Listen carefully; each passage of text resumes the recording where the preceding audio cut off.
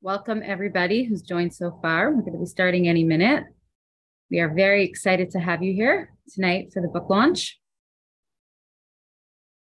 You can't see each other, but if you're on the Zoom, feel free on the webinar to write in the chat where you're from, introduce yourself, say hi.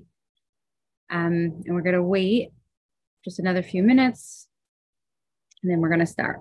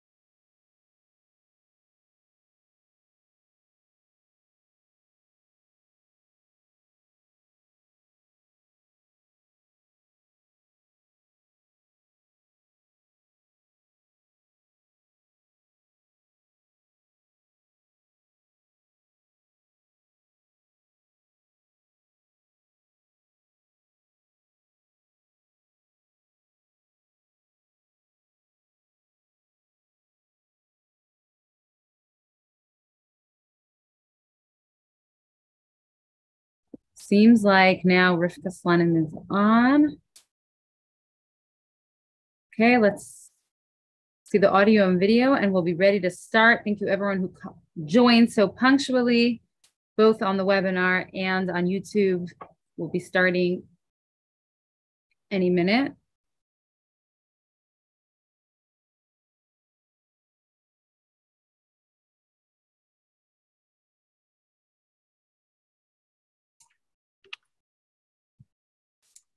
Okay, let's do this. Welcome everybody to this book launch, Chai Elul farbreng, for this book that has been many years in the making, Thoughtstreams. So there's once a little boy who was trying to go to bed, or more accurately, his mother was trying to put him to bed. And no matter what she did, he kept coming out for something. And this might be very familiar to us. First, he wanted a drink of water, and then he wanted another story, and then he was cold, and then he was hot. And after about 18 times of his popping out of bed, his mother said to the boy, "If I hear you call mommy one more time, you're not going to have any playtime tomorrow." And so this little Shlomi Klein, Yiddish cup, says, "Mrs. Klein, could I have a drink of water?" He had the workaround, and he didn't call her mommy. You know, I laughed when I read it, and I kind of wanted to start on that note because when I started writing the book years ago, I was a little bit frustrated. The kid is calling mommy again. And it wasn't just the kids calling mommy.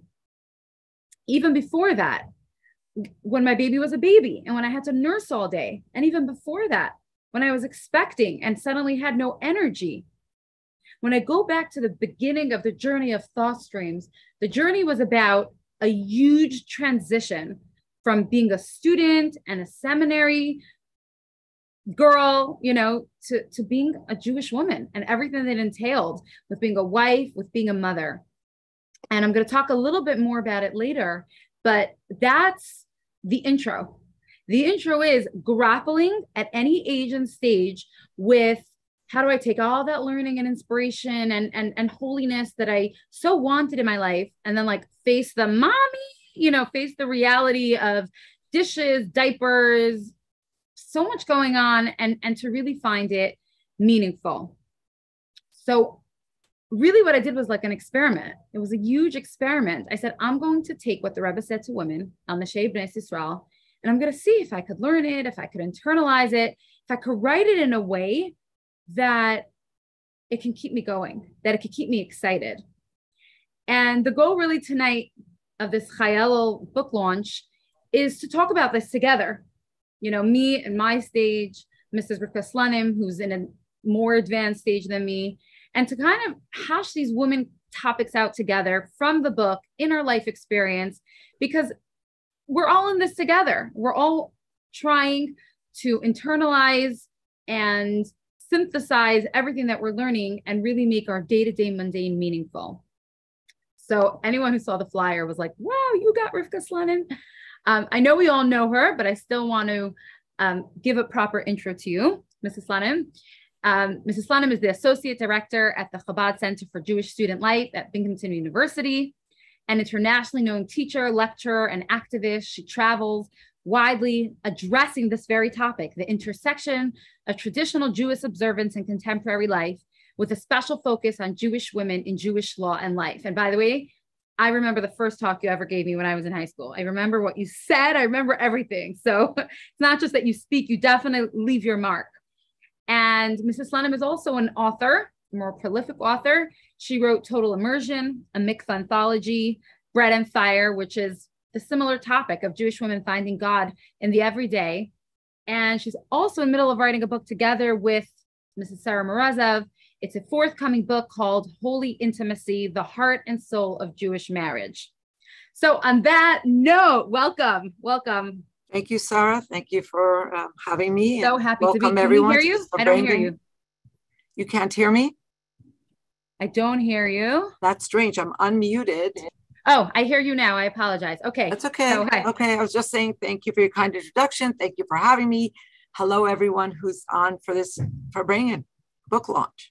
Yes, thank you. Now, everyone, even though you can't see each other, I'm just going to repeat it for those who came on. While me and Rivka, Mrs. Slonim, are talking, you can send Q&As so that as we're discussing, if any question comes in, I can pose it to Mrs. Slonim. Only we will see it. Nobody else will see it if you pose it in the Q&A. So that's a very special and unique opportunity. If you write something in the chat, you can say hi and where you're from. That everybody will be able to see. But if you do, private message in the Q&A, because we're using this webinar service, nobody else will be able to see. So I really want to dive right into the book, ask some questions, share some thoughts, etc. So the first thing that people asked me really had nothing to do with the content. It was the cover of the book. It's called Thoughtstreams, Meditations for Jewish Women. And, it was a big process that I wrote. And people stopped me right away and they're like, what's this idea of meditations? Like, is this like a Middle Eastern, New Agey? So I would just want to ask you as a woman scholar, is meditation like a Jewish thing? Like, do we do this? I find that question interesting, I'll say, because to me, it's clear, certainly through the prism of Chabad Hasidus, that meditation is absolutely necessary. It's mandatory. You could call it hisbodedus, you could call it meditation, you could call it thinking deeply, but in the final analysis, that's really what Chabad is all about. And for those people who are doing the weekly sicha from Project L'Kotei Sichas, this week there's only one sicha, and it's about Chai Elul, and it's about the difference between Chabad Hasidus and the Hasidus of the Baal Shem Tov, the more, let's just say, global idea of Hasidism. And the Rebbe says the difference between the general chayas, like the vivifying force that vivifies the body generally, and the more stratified, individuated, specific chayas for every limb. And so the Baal Shem Tov gave us a global chayas in Yiddishkeit, but only through Chabad, only through the seichel, only through deep thinking and meditation and grappling and grasping the ideas can you bring this chayas down in an individuated way. And I thought immediately about your book because that's exactly what you do. You take these lofty concepts, which could seem a little bit too lofty or daunting when you're learning them in a sikha, and you tether it to something very practical, very relatable, very everyday. And therefore, you could bring down that chayas in a real way, in a specific way. And that's really what your book is about. It's about infusing chayas in the everyday, the nitty gritty of a woman's life, and showing us the great privilege that's inherent in that, even when sometimes it feels difficult. So I found the book and I found your writing very raw, very real, and that appeals to me a lot. Yeah, I think that's extremely important. So of course it's filled with important content and beautiful ideas. But I think what makes it so impactful is the way in which, like, you would braid a challah, you braid the strands of the everyday, of the quotidian with the lofty, with the soaring ideas of Hasidus. So thank you for this gift. Thank you. And I want to add and build on that also with the idea of seichel and meditation. For me, the one-liner is not to lower what we learn, but to, like, you use the word tether. I love that word because it's the takeaway. My mind is working all day. I'm going to be thinking the task, what I have to do, what the person said, what they're thinking. And when I could focus on something, it's like I have a focus, I have a mantra, I have a takeaway. And it's very interesting. This past Friday, I posted on my Instagram just one of the thought streams, which it wasn't even the whole piece, just like a takeaway, which says, today I will make a conscious effort to beauty myself with a higher calling in mind. And it's based on the famous sikha of the women and the mirrors that they use to beautify themselves and how it was used for the kiyar. And I got two opposite responses. One woman told me, I'm so happy you posted it. And this is a woman who loves beauty and loves fashion. And she's like, it's Friday, I can prepare for Shabbos thinking that I'm doing it for a holy reason. And another woman told me she hates getting dressed up. She's not into it. And she had a thought, let me put on makeup for my husband for a holier reason. And they're both, it was so interesting because they were coming from such different places, but the concept of elevating beauty spoke to both of them. So, wherever we are, it can relate to where we are. And that's the idea, tethering to our real day to day. Now, I wanted to ask you like this because when I was learning the content of El Nishev Nes Yisrael, sometimes I struggled. I struggled with maybe the feminist side of me or the questions or the role. And I reached out to mentors to try to understand it. And ultimately, I came out so much stronger and so much more passionate. But I really want to phrase the same question to you. You're known as like the Hasidic feminist.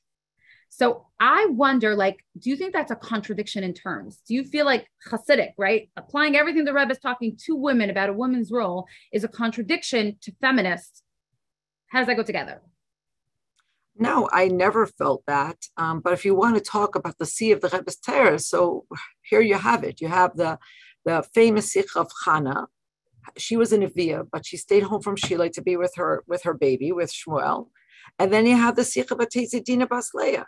I mean, so there you have it. For the Rebbe, this was not a binary. This was not this or that. It was both. They're both part of the larger role of the Jewish woman. So the woman is that keres habayis of her personal home, and she has to be that keres habayis of the Dir Le'Yisbarach B'Tachtenim. And Jewish women have done that in every generation. In every generation, Jewish women have emerged as the anchor, as the mainstay. When everybody lost their mind, the women kept their heads on their shoulders and led the way. So, I mean, and even if you're not going to talk on that level, you're going to talk just in terms of feminism. Feminism is ultimately the movement to completely disabuse people of the idea that women are any less than men. And for me, Hasidus is exhibit A of that. So to me, it's a natural confluence. Now, there are many iterations of feminism. There are many substrands of feminism, not all of which I embrace, obviously, but the general notion of feminism, and it's not a happenstance that, the feminist movement, founded officially in Seneca, that happened the same year that the Baal Shem Tov, revealed Hasidus. Like, to me, feminism is a natural progression towards Yemais HaMashiach. The movement down here is a reflection of a celestial reality. We're moving towards that time. Nekeva D'Seiv Gever, it has to happen. And it's just a matter of it happening in the proper way. And Rebbe was, the foremost trailblazer of the proper way of what it should look like. Right. And that's really what the experience did and continues to do, as, one book, Thoughtstreams, and then Close to You, which came out first, actually, but I wrote it second. But it taught me about, just because I was the mainstay, as you said, it didn't mean I had to neglect my learning. And if anything, the opposite, I was obligated to keep learning on a very high and stimulating level so that I could keep doing my role and appreciating, the important part that I have in my home. But it's interesting because I wrote this like almost 10 years ago, a lot of it, when I was like newly mothering, getting used to the concept of like, I'm so incapable when I'm pregnant, or the overwhelm. And now I read through it and it's like, almost like, who wrote that?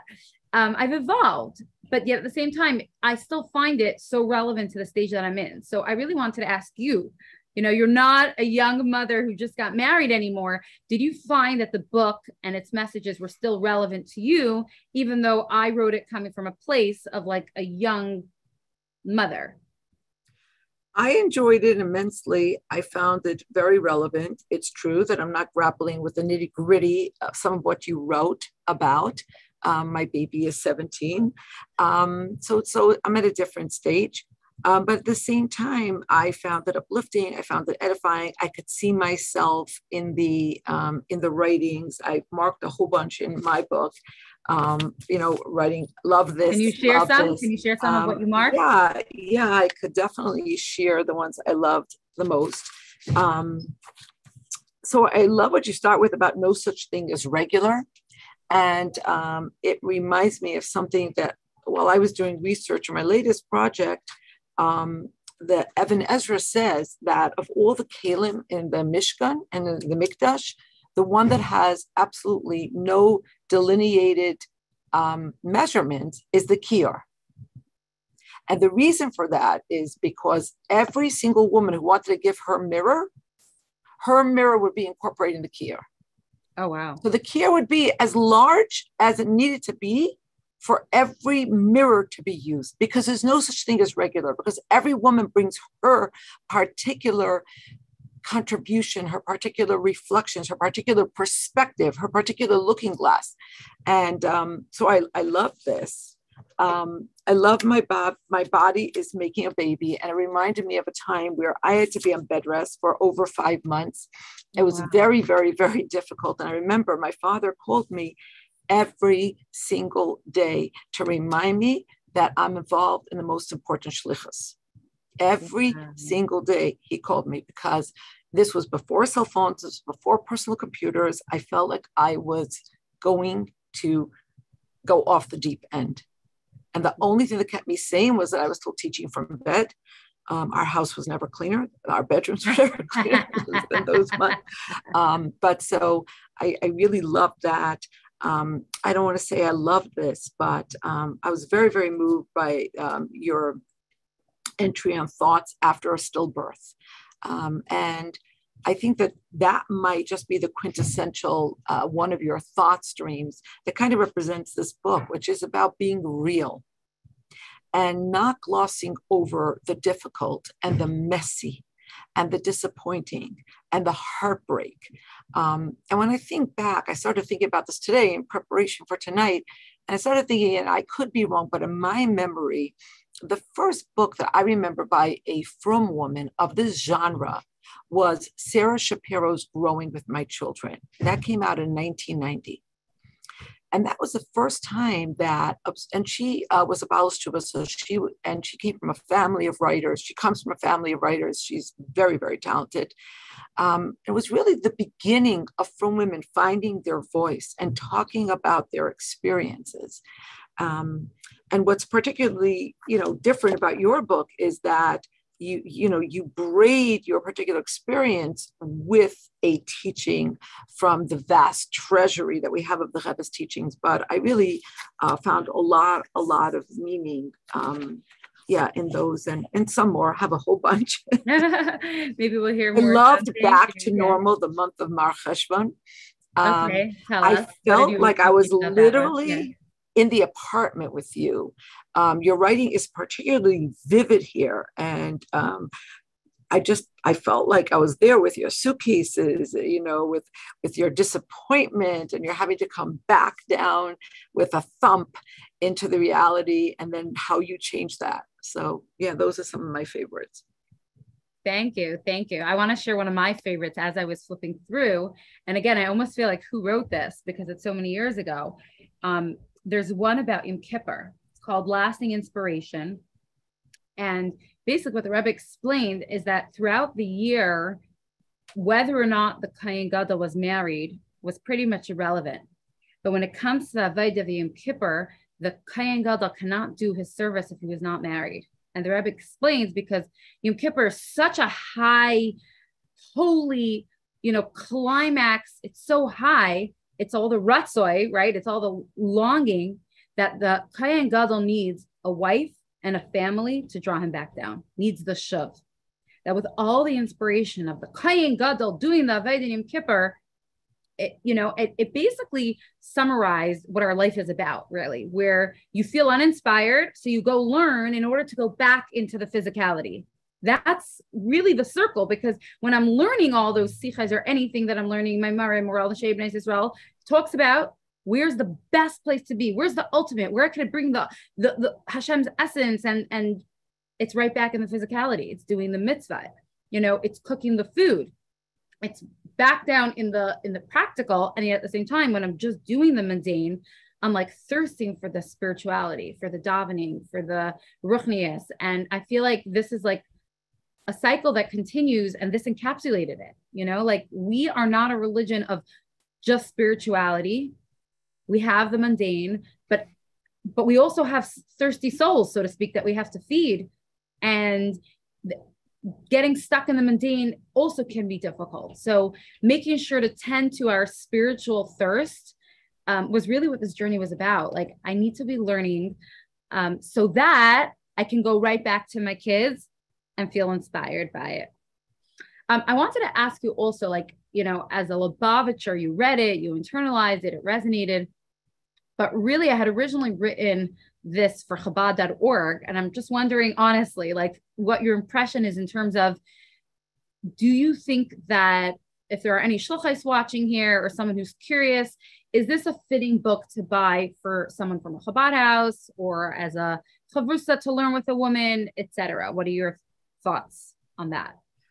I think it's a great book for women who are a little bit more advanced in their journeys. So a woman who's becoming frum and is seriously immersing herself is going to need a book like this that brings the Ratzoi and Shov together for her. And there's another aspect here, and that is that she needs to hear the quote unquote normal voice of her fellow soul sister, of other frum women. It reminds me very much of the writings of Nechama Greisman, Aleha Shalom, which were exceedingly impactful, not only on Lubavitcher women, but on women who were becoming observant and becoming Hasidic, and needed to find a way to bring synergy between what they had learned in the classroom and what their lives were going to look like going forward. So I think it's a great gift, to women, both the Frum and the Hasidish. And by the way, women of all ages, I'm enjoying this tremendously, and finding it elevating and bolstering. And then for women who are not yet completely committed, but are on their way, I think this could be very, very valuable. Thank you. So I would love if you would talk a little bit, if we could turn like just the spoken word a little bit into more of a farbreng and expound on it. So when the reader buys this and reads this, it doesn't seem just all la idealistic, but they can actually internalize it. On page 72, I wrote, happy mama. If mama ain't happy, ain't nobody happy. And the Rebbe basically talks about how if we have a command to serve Hashem with joy, then it might not be easy, but that means we have this ability. And the thought stream that I wrote is, today I will put aside time to meditate and be grateful for all the blessings in my life. And I meant it, because when we think about our brachas and we think about all the positive things we have, it really helps us be joyful and, pick up our mood. But I wanted to ask you for some insight, like, it's very idealistic. Always be happy for your kids and for shalom bayis. How do you what are some tips to really keep that positive vibe? Chai Elul, Chayas.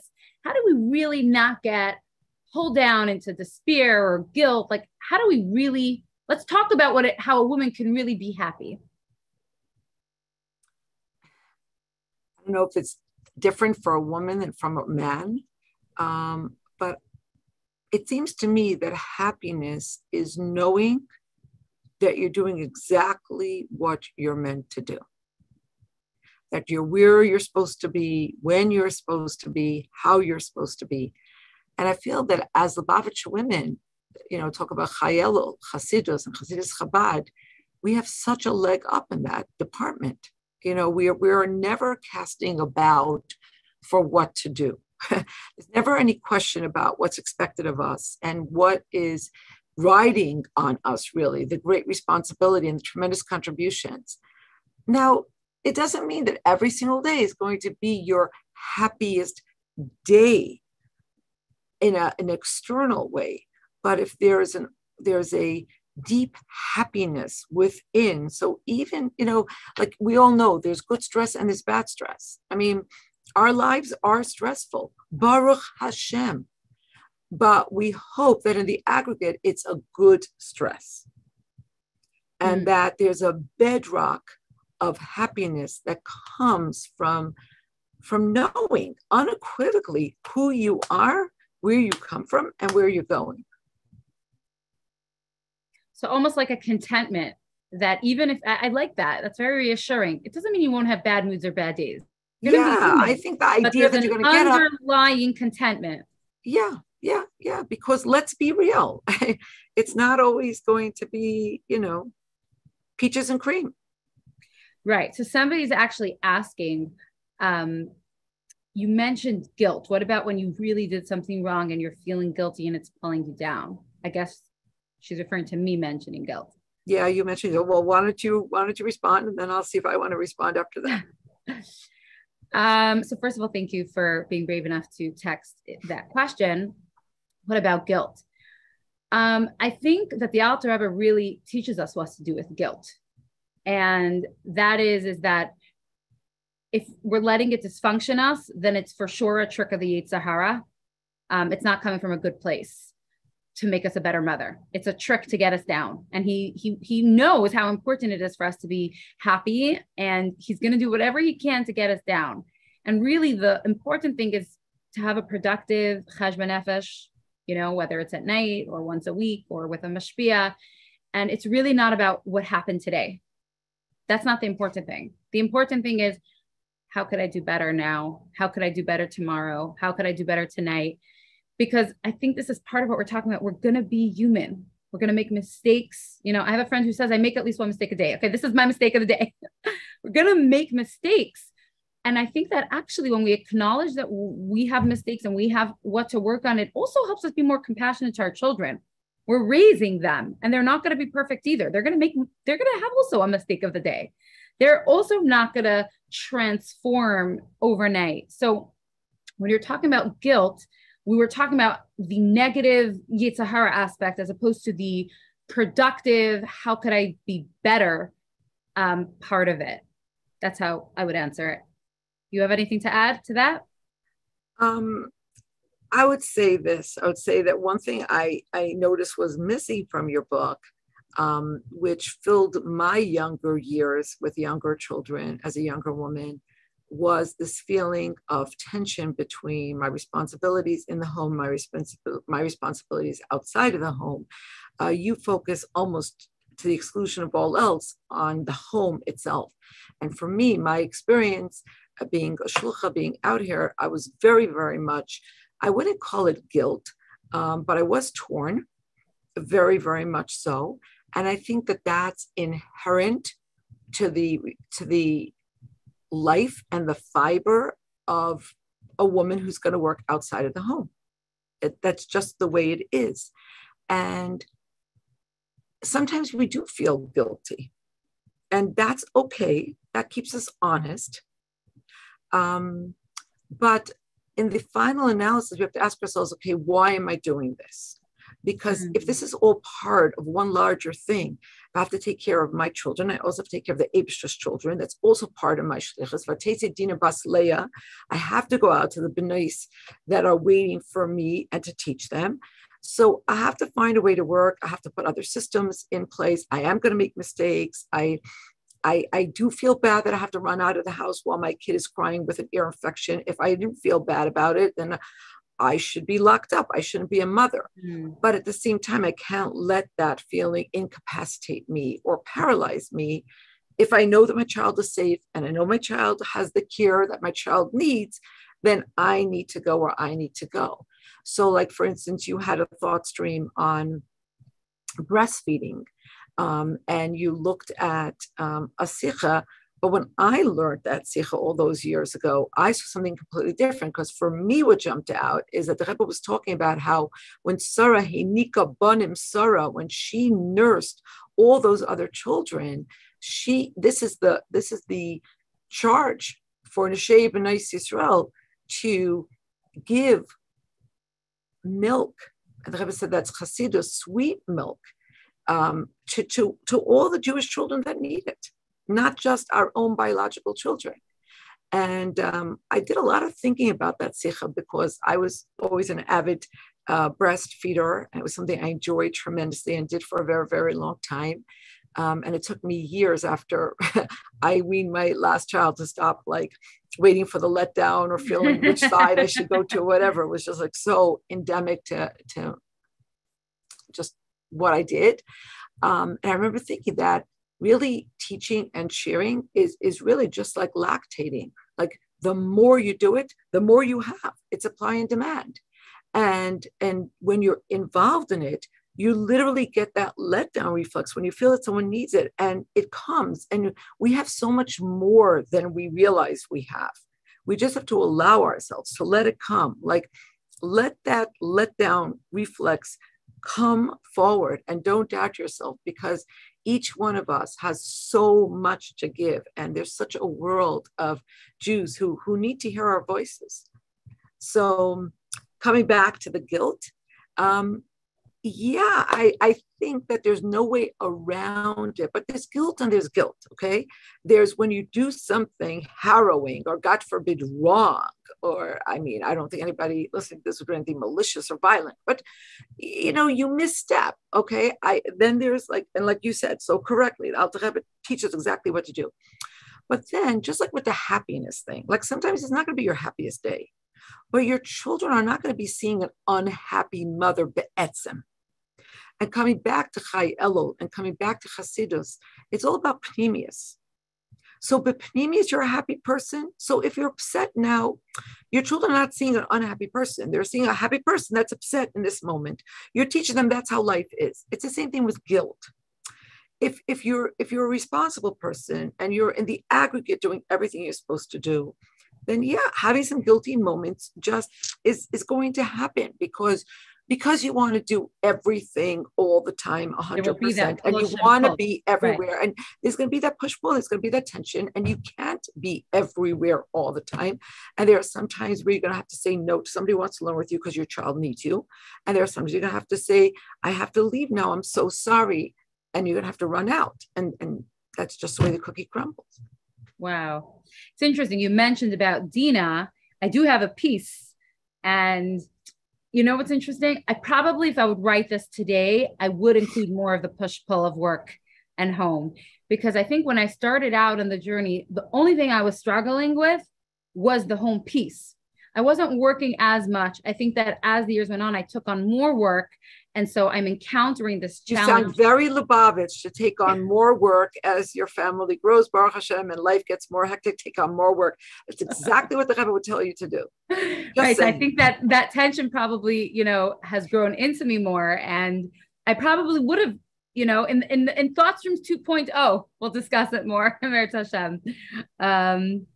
So I have a different question also that I wanted to ask you, because in one of the pieces on page 111, it's called Sacred Privacy. And I discussed the idea of instilling the value of privacy in our children, the same way, right? We said Ma'tevu, and we live in a world of total TMI, too much information. And really, everybody says something else. Like, what is considered too much? Some people will say pictures are too much. Some people will say statuses are too much. How do we sensitize our children and ourselves to this commodity that's not so popular in 2022? It's in to share, to spill your guts, to be vulnerable, to just say it all. So how do we stay true to our Torah value of modesty and privacy? So this is an interesting time to be talking about this. First of all, I feel like postmodernism has lurched so violently in the opposite direction of privacy or discretion that it's inevitable. We're going to have to ricochet back, because we've just gone so off the rails. In that direction. And you could argue that was a ricochet effect to a world where people kept things bottled up, and everybody had to have this veneer of perfection. And they didn't talk about the flaws and the foibles and the warts and the messiness of life. So hopefully we'll be able to come back to some kind of a middle ground. But the other thing that comes to mind is that, of course, I'm guessing that everybody knows that Queen Elizabeth II just died, and the world has been riveted on her and on her family. And it's a very interesting thing, because, it's an old thing of Achrei Mois Kedeshim Emor, that after somebody passes, then you talk about how great they were. And one of the things that's coming out about the Queen is her sense of duty. In fact, I heard a rabbi who's also a Lord eulogize the Queen in the House of Lords, and he spoke about how she was all about duty and getting up every single day and doing the right thing, and that the word sav, which means commandment, the gematria is 96. She lived 96 years. I kind of thought that was very clever. But the point is that she modeled a certain behavior for her children, for the world, for her grandchildren. And when you ask, how can we teach our children this value? We can never forget the importance of modeling. Model, because your children will ultimately do what you do. My grandmother had this wonderful expression, the Greise Kayen and the Kleine Speyen. What the older ones chew, the young ones will spit out. So, you can't expect your children to understand things about discretion and modesty and privacy and dignity if you're not modeling that. There are certain things that must be taught by example. They can't really even be taught in the classroom. I remember hearing Rebbetzin Heller, Aleha Shalom. I was lucky enough to have her as my teacher, and this might have been one of the first talks given at Crown Heights on tznius for women. And I remember it was in what's today called the Rosa Hall in Beis Rivka, and it was filled to the gills. And she got up, and I could see, I'm sure I wasn't the only one who noticed, she was visibly uncomfortable. And she said she is struggling with how to speak about tznius in public. In public, wow. So I think the answer to your question is ultimately we can teach these things only through modeling. And it's not for nothing that we say Matoivu every single morning. We have to remind ourselves of just how important this is. Wow. Okay, another question. I'm not sure the context, but I guess a woman saying, what about when it's so hard? What is something we women can tell ourselves when it's so hard? I guess I would answer by saying that's the point of the book, really. In other words, learning so that we have what to tell our hearts when our hearts are struggling coming from our brain. And that's what you were saying so beautifully in the beginning about Chabad Chassidim, is that it's kind of like where we explain things to a little kid, like we are the little kid. We have to explain it to ourselves, the value, the importance. And I think it's also important to remind ourselves that we need to take care of ourselves spiritually, but also physically. In other words, when we're having a hard day, we might be tired and we might need to take a nap and see if someone could help us, or whether it's preparing for Shabbos. I would want to put that in as well, that it's not separate. I think I remember hearing the story of the woman who would take a nap and say, I'm going to make my kids a mother or something. I think that we all know that sometimes when we're snappy and struggling, we're tired, we're cranky, we're hungry.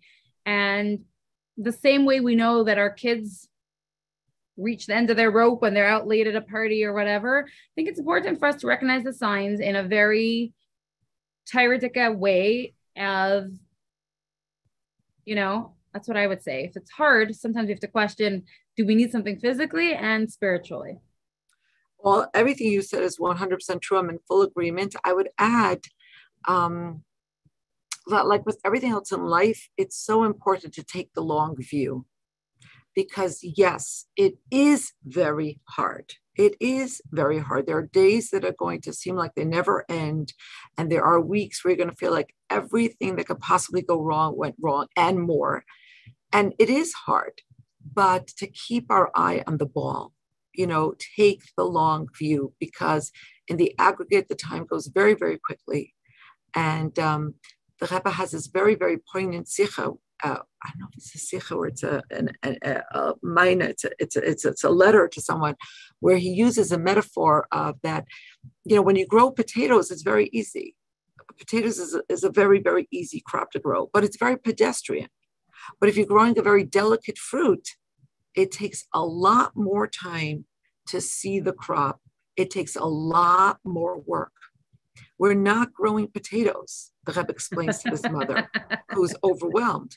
We're growing the most beautiful, the most delicate, the most individuated fruit. Each fruit is different. Each fruit in the orchard is different. Each fruit in that corner of the orchard is different and needs something else. And it takes a lot of time. It takes patience. It takes everything we have and more. And maybe we just need to be reminded that it is hard. That if it's hard, we're not doing anything wrong. It's not like the system is broken. It's called Tsar Gidul Banim for a reason. This is part of the fallout of the rupture in Eden, the Chet Eitz Hadas, and raising children, having children, raising children was never going to be easy until Mashiach comes. And maybe just that can make us feel a little bit better and a little bit more relaxed, because we live in a world where everything is so instantaneous and everything is so smooth, and we expect it to be delivered at the door prime, the next morning. Right, and right. There are some things that are just hard, and some things that just take time. And so if it's hard, I would almost say, well, you're in the game. Congratulations, Mazel Tov. You're doing, you're in. You're in. Okay. Someone asked if you have any tips being home with kids for so many hours. Yom Tovim coming up. The men are in shul. Do you have any tips when you feel I have to say I'm the worst person to ask for that. I just have to be very transparent. I always had babysitters who were with the kids if I felt like I had to be in shul to show the women or the girls there, and so on and so forth. So it's not like I didn't spend elongated time with my children at home, but I wouldn't say that I am, Mrs. Staying home with children, and I know exactly all the book titles and all the games and all the secrets, but I have a feeling that a lot of that is available online. But I will say that I read something over 30 years ago. It was an article by a mother who was very disturbed that she couldn't get to shul to daven. And I don't know if this is what the woman who's asking this question is bothered by, but I remember reading this article, and she wrote that she decided that when she put the clothing on her children, she was going to say the bracha, malbish arumim.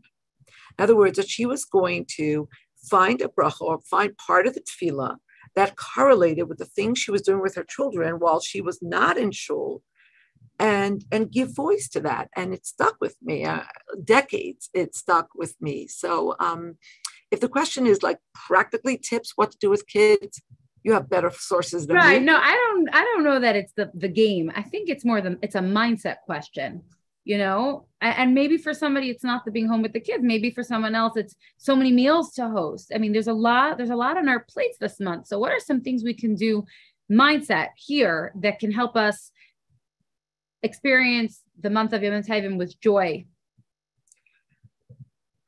Look, I grew up with the many mantras, and one of them was that doing for others is a privilege. It's a matana. It's a gift. And if we can remind ourselves that we have the privilege of hosting, we have the privilege of having families, Baruch Hashem, we have the privileges of being in a marriage, we have the privileges of being from women who know who we are. I mean, that's nothing to take for granted in a world that is so confused. So yeah, there are going to be difficult aspects of it, and we should do what we can to make it easier for ourselves. And in the writings, for instance, I referenced her before. Sarah Shapiro? No. Nechama Greisman? Yes, Nechama Greisman. She had all these tips about freezing cakes in, months in advance, but then labeling them gefilte fish so nobody will go into that package, because who wants frozen gefilte fish? But everybody wants frozen brownie. She had all these codes. Like, you could read about it. Buy things. If you can afford to buy things, buy a few things. And you talk about how you did that when you, in your book, you talk about how you hosted a lot of your your husband's yeshiva students, and you bought things. Like, that's okay. Like, use whatever resources you have at your disposal, use whatever tricks you can do, freeze things during the summer when it's quieter, only have as many guests as you can without going insane.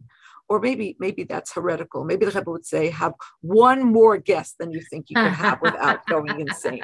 But don't do things that are just not viable. We are super women and we could do everything, but we can't always do everything at the same time.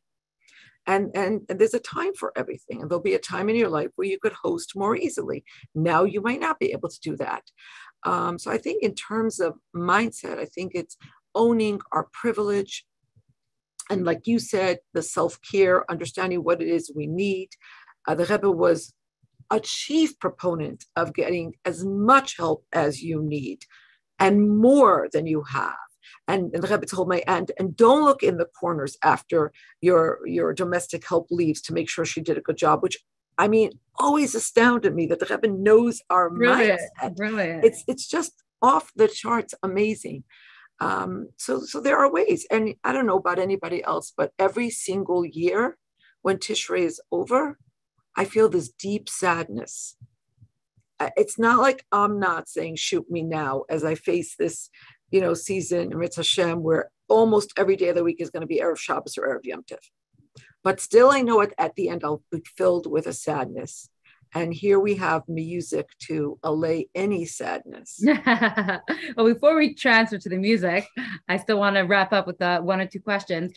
First of all, it's, two more people sent in tips, pretty saying similar things, in line with what you were saying, is pre-plan those menus, pre-plan the activities, pre-plan what you can do with the kids. So that definitely could help.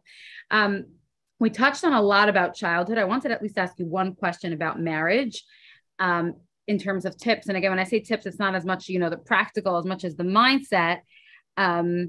it says on page 76, it's the idea of the mantra of deeply accepting another person, right? The Rebbe basically says that no one's going to be perfect. So you may as well, God knows who you should, right? You have this spouse and he's not perfect.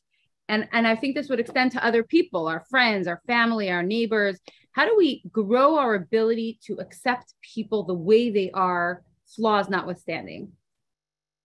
Well, we accept ourselves, flaws notwithstanding. And I think when you're talking about in marriage and you internalize that you are plag gufa, you're not just two halves of a neshama, you're two halves of the same body. So what would you do if your right hand became a nuisance and was hurting you? Would you cut it off? I mean, would you give it another slap?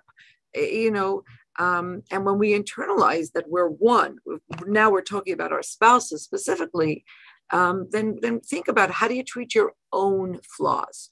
You might recognize them, but you also have all these reasons for why you do the things you do. And maybe it seems like an imperfection to someone else, but that it had to be that way for whatever reason. And when you can apply that very same thing to your spouse, and as you also say in that thought stream, that those imperfections that we're given to live with, those are the perfect imperfections that were created by the Eibishter for us to deal with.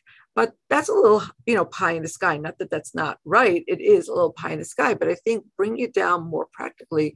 I think just realizing marriage is not a reform school. If we're going to reform anyone, it should be us.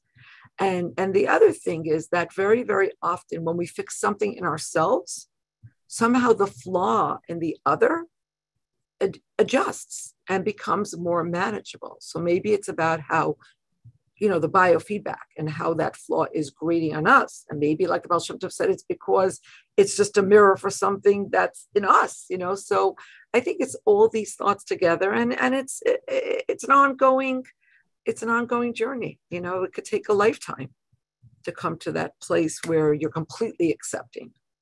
Wow, for sure. Somebody just texted, where can we buy the book? We've been talking about the book. You can buy it on Amazon, on Kahas's website.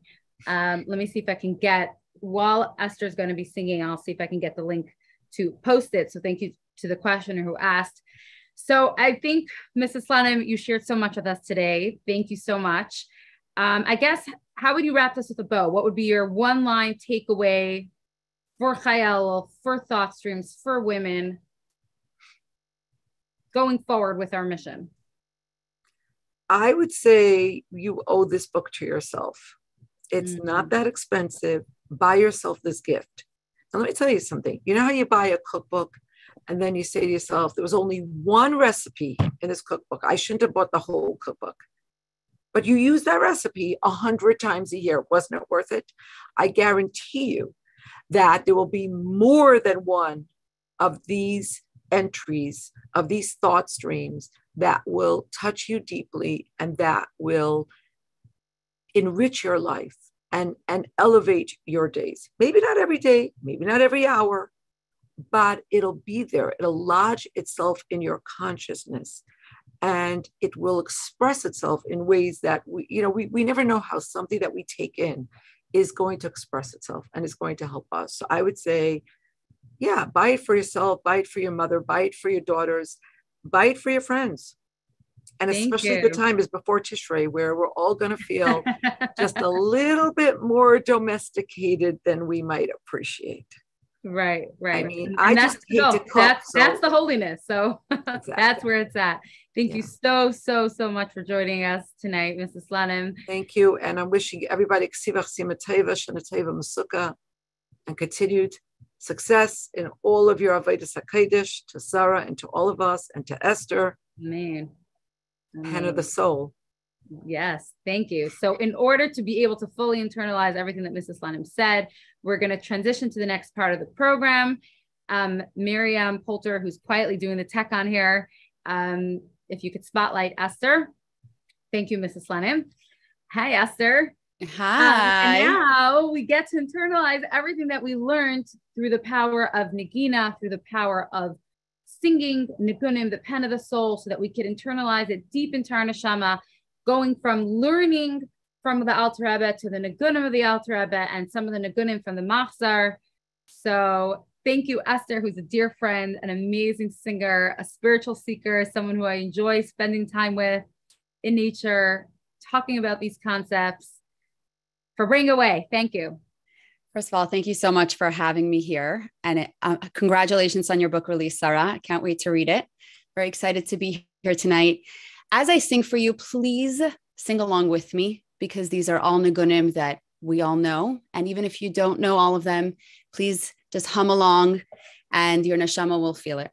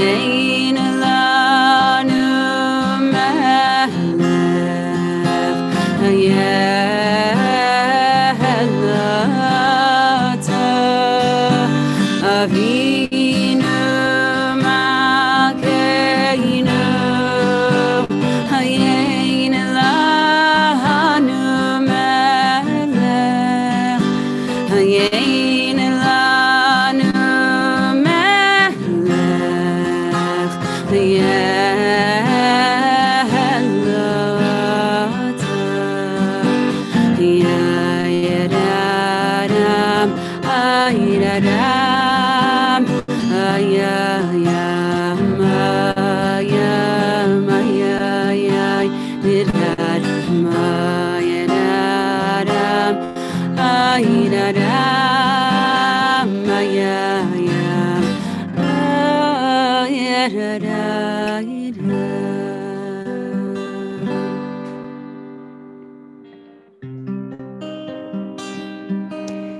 Let's sing the Nagin Keliata. Keliata ve'yideka elaikai adrai mimeka Keliata ve'yideka elaikai adrai mimeka Keliata ve'yideka elaikai adrai mimeka Keliata ve'yideka elaikai adrai mimeka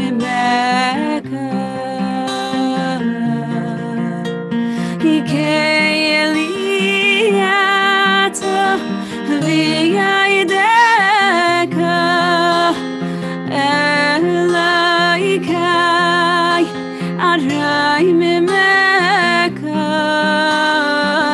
Keliata ve'yideka elaikai adrai mimeka Keliata ve'yideka elaikai adrai mimeka Keliata ve'yideka elaikai adrai mimeka Sing along with me again. Keliata ve'yideka elaikai adrai mimeka Keliata ve'yideka elaikai adrai mimeka Keliata ve'yideka elaikai adrai mimeka Keliata ve'yideka elaikai adrai mimeka Keliata ve'yideka elaikai adrai mimeka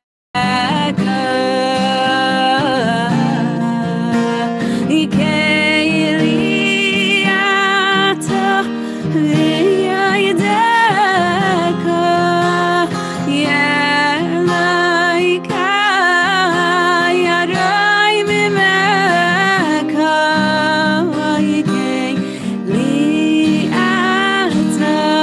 ve'yideka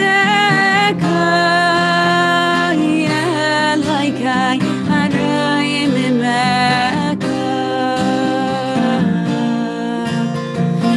mimeka Keliata ve'yideka elaikai adrai mimeka Keliata ve'yideka elaikai adrai mimeka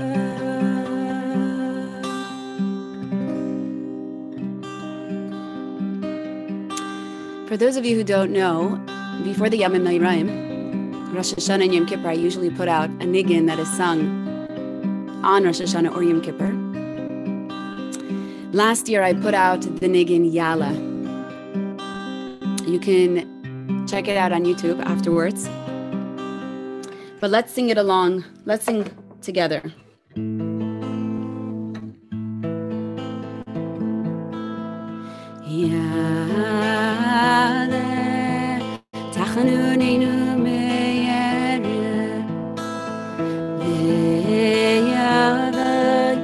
Shavasinu mi baiker niera rinu neinu adare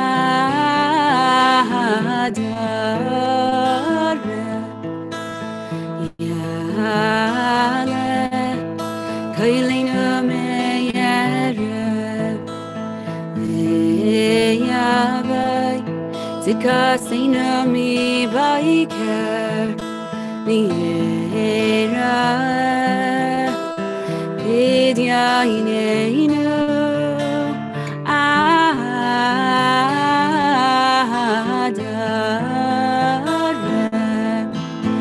yaleinu yeinu meyere v'yavai slichaseinu Baiker Veira Nakaseinu Adare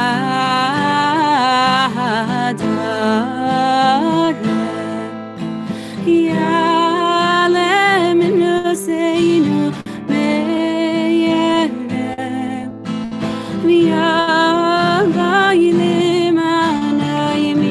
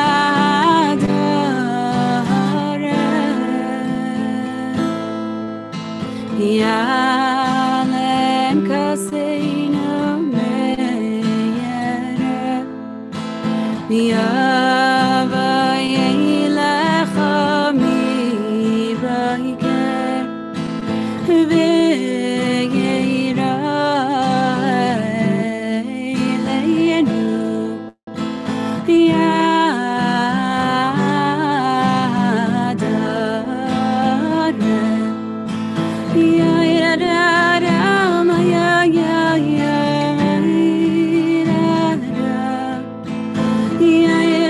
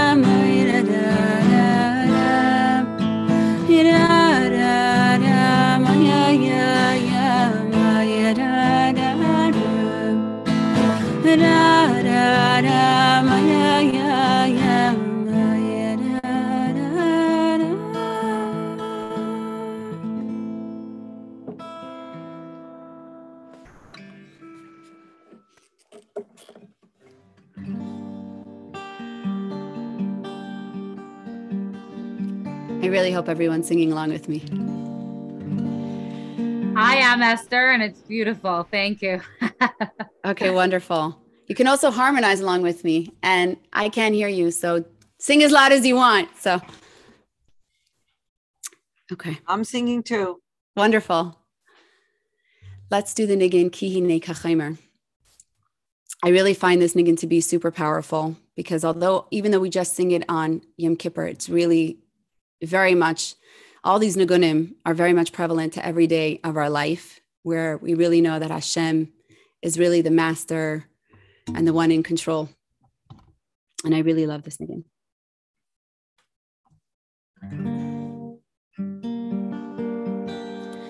Ki hinei kachaimer yad hayitzer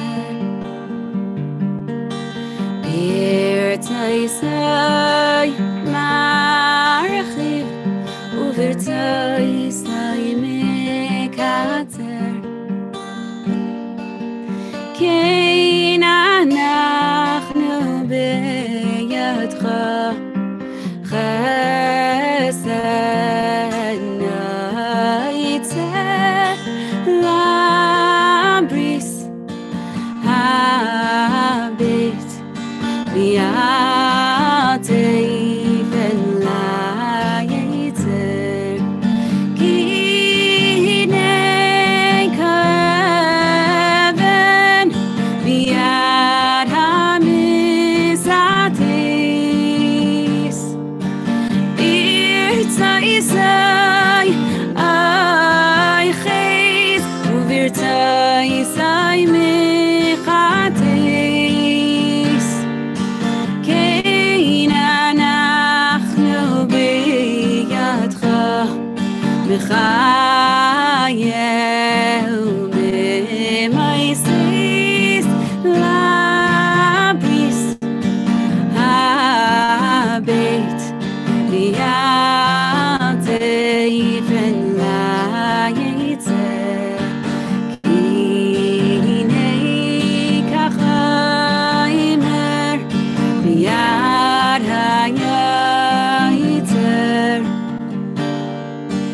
birtzaisai marchiv uvirtzaisai mekatzer kein anachnu beyadcha chesed naitzeh labris habet liatei ben layitzer ki hinei kaven biad hamisatis birtzaisai aiches uvirtzaisai mechates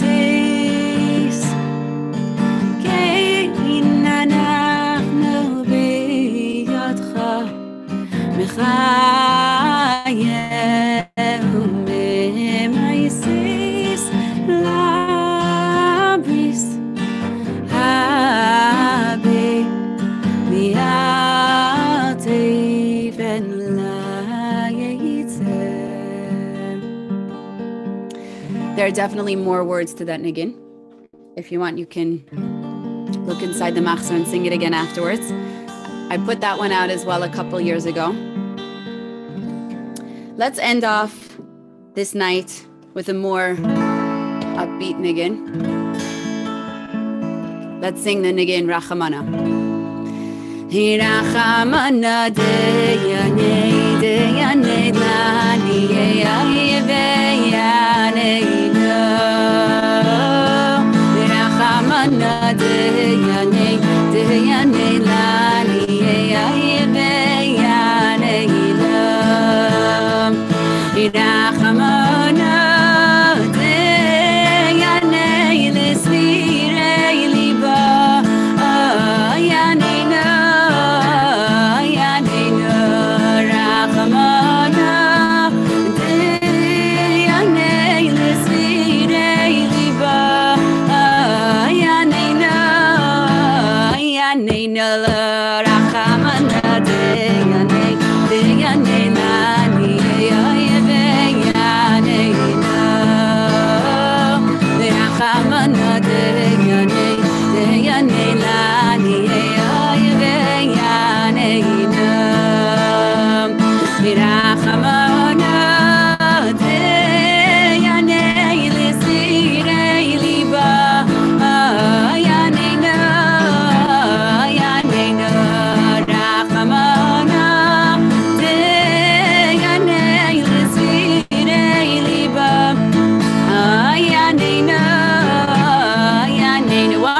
pick it up. Rachamana deyane deyane lani yaneinu.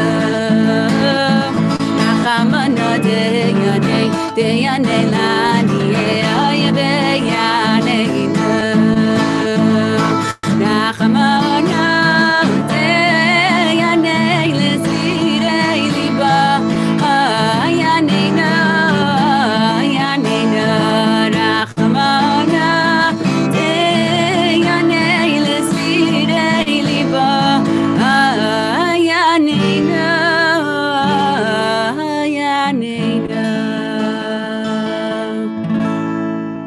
Wow. Thank you I so have much for chills. having me here tonight. You totally got me into the Yom Tov spirit and the pre-Tishrei and pre-Chai Elul. So thank you so much, Esther. Thank you so much, Mrs. Slonim, for joining me tonight, in encouraging all of us, for uplifting us, in putting the Chayas into Elul, into Avodah of Jewish women. And thank you, of course, everyone that joined and is watching. And I hope that each of us could be inspired to continue our Avodah until we see the ultimate manifestation of our Avodah, like Mrs. Slonim said, Mekeva to Save of Gever, when we'll be able to see and appreciate the true and ultimate Avodah of a woman. So thank you, everyone. Amen, amen, amen. Let's get benched, yeah.